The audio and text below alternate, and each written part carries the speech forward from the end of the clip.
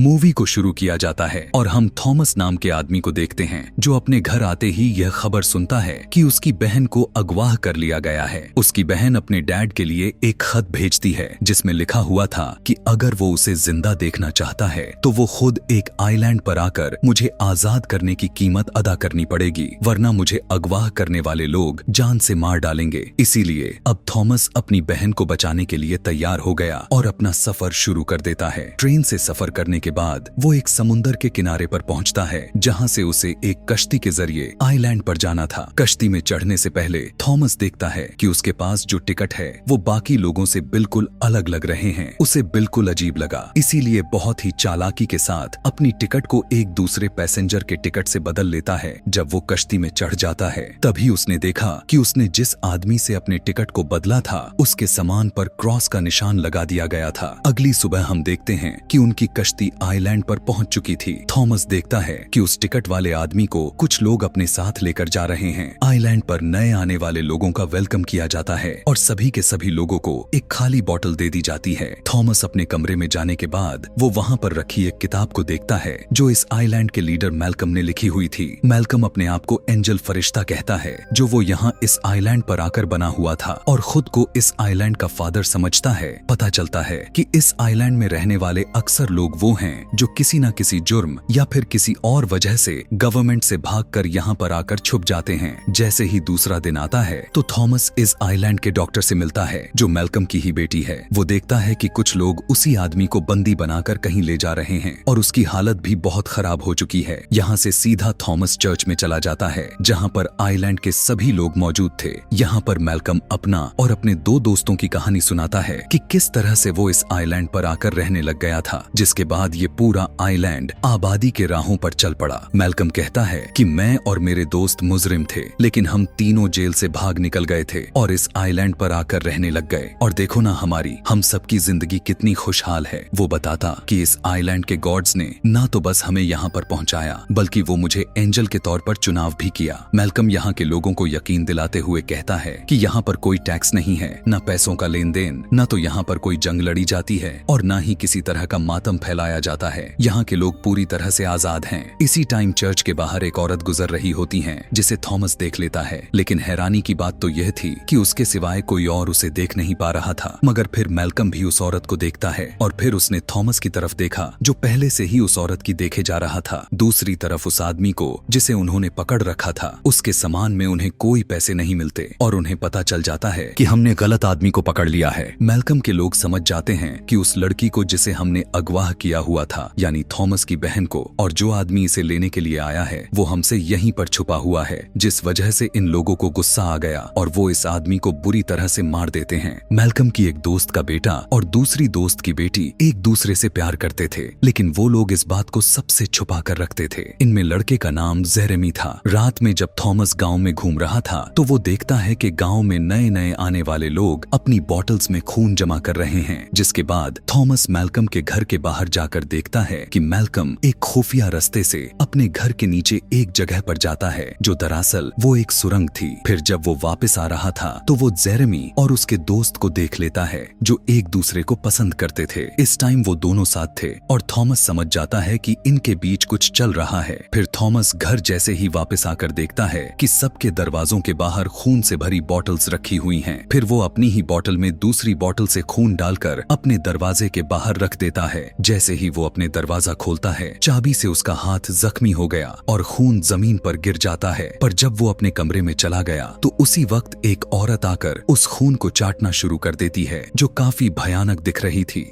जिसके बाद Thomas Malcolm के किताब से एक पेपर को फाड़कर उसी गांव का नक्शा बनाता है। इसके बाद हमें दूर दराज एक घर दिखाया जाता है जिसके सामने से सुरंग की दूसरी साइड से मैल्कम निकलकर बाहर आता है। इस घर और सुरंग की निगरानी एक बहुत ही डरावना आदमी कर रहा था जो मैल्कम का सर्वेंट था और अब मैल्कम घर के अंदर चला जाता है। अगली सुबह जेरेमी थॉमस को काम पर ले जाने आता है और उसका शुक्रिया अदा करता है कि उसने अब तक उनके रिश्ते के बारे में किसी को कुछ नहीं बताया। थॉमस जेरेमी से अपनी बहन के बारे में पूछता है। पहले तो जेरेमी इस बारे में कुछ नहीं कहता, लेकिन जब थॉमस उसे मार पीट करके उससे उगलवाने लग जाता है तो जेरेमी बताना शुरू कर देता है। वो कहने लगता है कि 1 महीने पहले मैल्कम और उसके 2 साथी, जिनमें मेरा बाप और उसका दोस्त शामिल था, वो तुम्हारी बहन को अगवा करके यहाँ इस आइलैंड पर लेकर आया है ताकि तुम्हारे बाप से तुम्हारे बहन को लौटाने के बदले ढेर सारी पैसे मांग सके। आगे वो बताता है कि आइलैंड के लोगों का गुजर बसर मुश्किल होता जा रहा है, फसलें खराब होते जा रही हैं और जानवर भी बच्चे देना बंद कर चुके हैं। जिंदा रहने के लिए उन्हें खाने पीने का सामान बाहर से लेना पड़ेगा। इसीलिए मैल्कम और उसके साथियों को पैसों की जरूरत थी, जिस वजह से उन्होंने यह सब किया, वरना सब लोग भूख के मारे मर जाएंगे। थॉमस जेरेमी से कहता है कि अगर अब वो चाहता है कि उसके प्यार के बारे में किसी को पता न चले तो उसे मेरी मदद करनी होगी, जिसके लिए मजबूरन जेरेमी को मानना पड़ जाता है। मैल्कम सभी नए लोगों को चर्च में बुलाकर उनकी पहचान करना चाहता था ताकि वो इस आदमी को ढूंढ सके, यानी थॉमस को, जो अपनी बहन को ढूंढने के लिए यहाँ आया था, और वही उसे पैसे देगा। अब मैल्कम की किताब सबको जुबानी याद होना बहुत जरूरी थी, ये वहाँ का असूल था। इसीलिए वो सबसे अपने किताब की स्टार्टिंग पॉइंट को सुनने लगता है। लेकिन इससे पहले कि थॉमस की बारी आती और वो पकड़ा जाता, उससे पहले ही एक आदमी मैल्कम पर हमला कर देता है, जिसे मैल्कम को मारने के लिए किंग ने भेजा था, क्योंकि इस आइलैंड पर राज करने के लिए किंग मैल्कम का दुश्मन बन चुका था। थॉमस मैल्कम को उस आदमी से बचा लेता है, लेकिन खुद भी जख्मी हो जाता है। अब हमला करने वाले आदमी को मार दिया जाता है और मैल्कम थॉमस को अपनी डॉक्टर बेटी के पास लेकर आता है।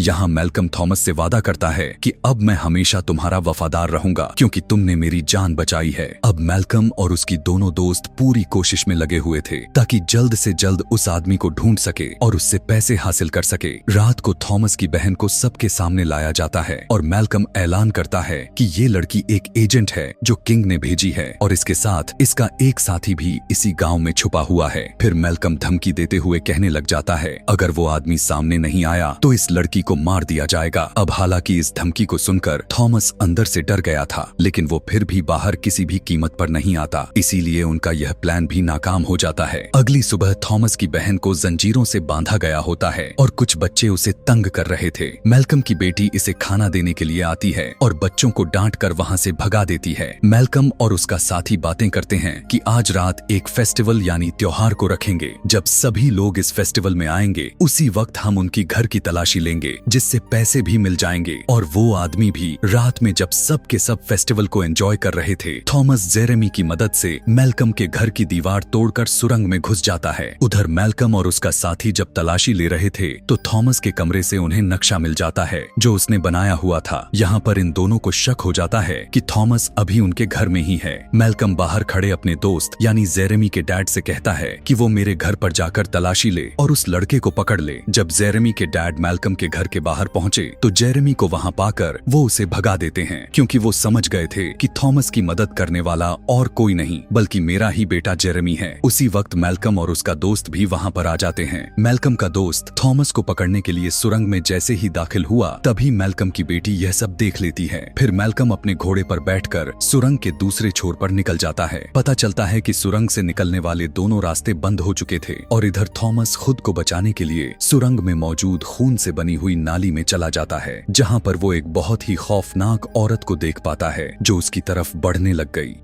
और ये वही औरत थी जो खून को चाट रही थी। थॉमस को उस औरत से अजीब सा डर महसूस होता है। खुद को बचाने के लिए वो नाली के दूसरी तरफ निकलता है। काफी समय के बाद वो खुद को सुरंग के एक दूसरे हिस्से में देखता है। वहाँ उसे इस आइलैंड के गॉडेस से जुड़े कुछ निशान भी मिलते हैं। इधर मैल्कम जंगल वाले घर में चला जाता है जहाँ उसने गॉडेस को बंदी बनाकर रखा हुआ था। वो गॉडेस के पास आकर पूछने लगता है कि तुमने इस लड़के के सामने खुद को जाहिर कर दिया है क्या? अगर ऐसा है तो तुमने आखिर क्यों किया? उस लड़के पर भरोसा नहीं किया जा सकता। उसी बात पर गॉडेस कोई जवाब नहीं देती, लेकिन मैल्कम के चेहरे पर गुस्सा साफ नजर आ रहा था। हम देखते हैं कि मैल्कम अपना हाथ काटकर गॉडेस के पास जाता है और कहता है, हमारे फसलों को जहरीला करना बंद कर दो वरना तुम्हें भूख से मरना पड़ेगा। वो अपना खून गॉडेस को पिलाता है। ऐसा करते ही घर के अंदर सूखे टहनियों वाले जंगलों पर फूल और पत्ते उगने लग जाते हैं। उसी वक्त मैल्कम का सर्वेंट वहाँ थॉमस की बहन को एक बड़ी सी बोरी में बंद करके लाता है और उसे लटका डालता है। थॉमस को उसी सुरंग में रात गुजारनी पड़ती है। सुबह में मैल्कम की बेटी वहाँ पर आकर उसे कपड़े देती है चेंज करने के लिए। दरअसल वो थॉमस की मदद करना चाहती थी। थॉमस को अजीब लगा। वो कहता है जो आदमी मुझे जान से मारना चाहता है उसी की बेटी आखिर क्यों मेरी मदद कर रही है? क्योंकि मैल्कम की बेटी कहती है कि ये सब झूठ है, मेरे डैड कातिल नहीं हो सकते। उसकी बात को सुनकर थॉमस उसे बताने लगता है कि तुम्हारा बाप एक बुरा इंसान है और यहाँ इस आइलैंड पर झूठा एंजल बना हुआ है और उसी ने मेरी बहन को अगवा करके यहाँ पर कैद किया हुआ है। अब क्योंकि मैल्कम की बेटी को थॉमस से हमदर्दी थी और उसे सूखे हुए खेतों में लेकर जाती है और कहती है कि यहाँ पर तुम्हें कोई ढूंढ नहीं पाएगा, यह फसलें बिल्कुल तबाह हो चुकी हैं, इसीलिए यहाँ पर कोई भी नहीं आता, इसीलिए तुम यहाँ पर बिल्कुल सुरक्षित रहोगे। मैल्कम अपने दोस्त के घर तो जाता है लेकिन उसका घर खाली पड़ा हुआ था क्योंकि वो अपना सारा सामान को लेकर जा चुका था। फिर मैल्कम समुंदर के किनारे पर जाता है जहाँ पर उसका वही दोस्त इस आइलैंड से जाने के लिए अपनी कश्ती को तैयार कर रहा था। वो मैल्कम से कहने लगता है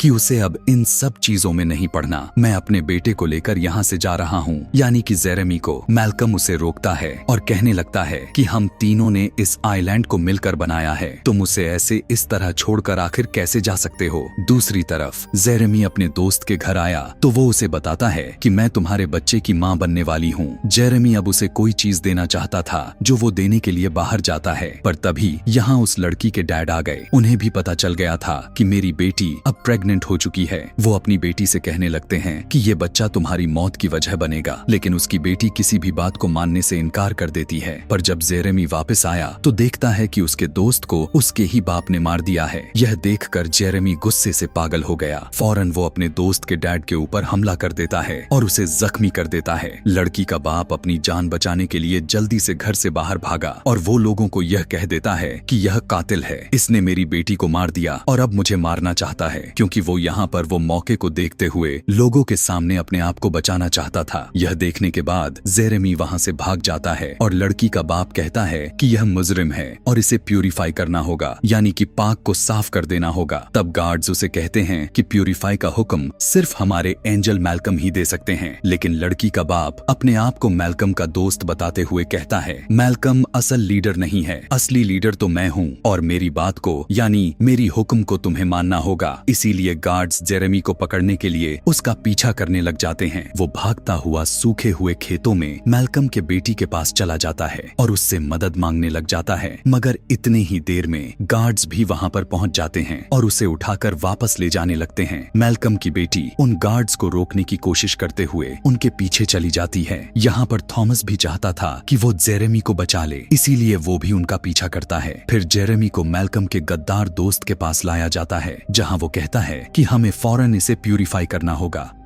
फिर प्यूरिफाई के नाम पर वो उसे जान से मार देते हैं। हालांकि मैल्कम की बेटी उन्हें रोकने की बहुत कोशिश भी करती है और फिर यहाँ थॉमस को भी पकड़ लिया जाता है। इसी दौरान मैल्कम और उसके दोस्त यानी जेरेमी के डैड वहाँ पहुँच जाते हैं, लेकिन तब तक बहुत देर हो चुकी थी और जेरेमी मर चुका था। जेरेमी के डैड अपने बेटे के लिए बहुत रोते हैं। तब मैल्कम का दूसरा गद्दार साथी अपने गार्ड्स को कहता है कि इसे यहाँ से लेकर जाओ। मैल्कम अपने उस साथी से कहने लगता है कि यह सब तुमने ठीक नहीं किया और असली लीडर मैं हूँ। तब उसका साथी जवाब में कहता है कि तुम नहीं बल्कि मैं हूँ असली लीडर। वो मैल्कम लोगों के सामने बुज़दिल और कमजोर साबित करने के लिए कहता है कि ये एक झूठा एंजल है और इसी की वजह से आज हमें बुरे दिन देखने पड़ रहे हैं। फिर वो मैल्कम को कहता है कि वो असली लीडर है तो अपने आप को साबित करके दिखाए, जिसके लिए तुम्हें इसे सबके सामने खत्म करना होगा, जो चीज तुम्हारी बेटी भी देखेगी। जब मैल्कम थॉमस को मारने के लिए जैसे ही आगे बढ़ा तो उसकी बेटी बीच में आकर उन्हें रोकने की कोशिश करती है, पर मैल्कम कहता है कि नहीं, अब यही सही रहेगा कि हम इसे मार दे। लेकिन इससे पहले कि वो थॉमस को मार पाता,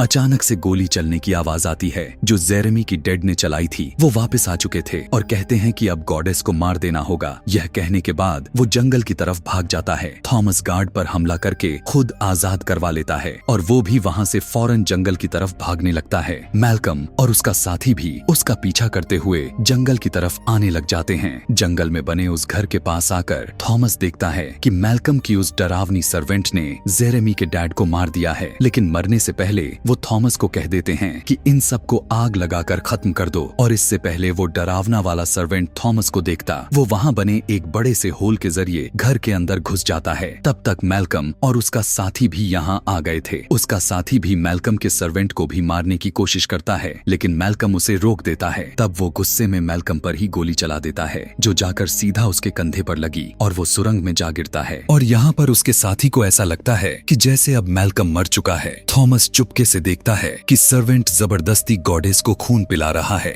जैसे ही गॉडेस ने खून को पिया, सूखी टहनियां हरी भरी होने लग जाती हैं। तभी थॉमस को वहां पर अपने बहन भी मिल गई, जिसे थॉमस बोरी से बाहर निकालता है। पर तभी यहाँ पर सर्वेंट आकर थॉमस के सर पर जोरदार हमला करता है, जिससे वो वहीं पर बेहोश हो गया। मैल्कम का साथी अंदर आकर थॉमस के बहन को ले जाता है, जिसके बाद वो मैल्कम के घर जाकर उसकी बेटी को भी प्रिजनर बना लेता है। जब थॉमस को होश आया तो वो अपने आप को एक ग्राइंडर मशीन के साथ बंधा हुआ पाया। इससे पहले मशीन उसे कीमा बना देता। खुशकिस्मती से उसकी रस्सी खुल गई और थॉमस आजाद हो जाता है। वो आजाद तो हो गया था, लेकिन उसका हाथ बुरी तरह से जख्मी हो गया था। लेकिन किसी तरह वो डरावने सर्वेंट को रस्सी से बांधकर ग्राइंडर मशीन में जबरदस्ती डालकर उसे मार देता है। जिसके बाद वो गॉडेस के पास जाता है, जो उसे देखकर कहती है कि तुम आखिर आ ही गए, मुझे तो तुम्हारा ही इंतजार था। फिर गॉडेस उसका सर पकड़कर उसे वो सब दिखाने लग जाती है जो मैल्कम और उसके दोनों दोस्तों ने यहाँ इस आइलैंड पर आकर किया था। वो सभी गॉड्स को पकड़कर कैद कर लिया और उस पर बहुत जुल्म करने लग गए। यह सब दिखाने के बाद गॉडेस कहने लगती है कि प्लीज अब मुझे इन सब चीजों से आजाद कर दो और मेरी जान छुड़वा दो।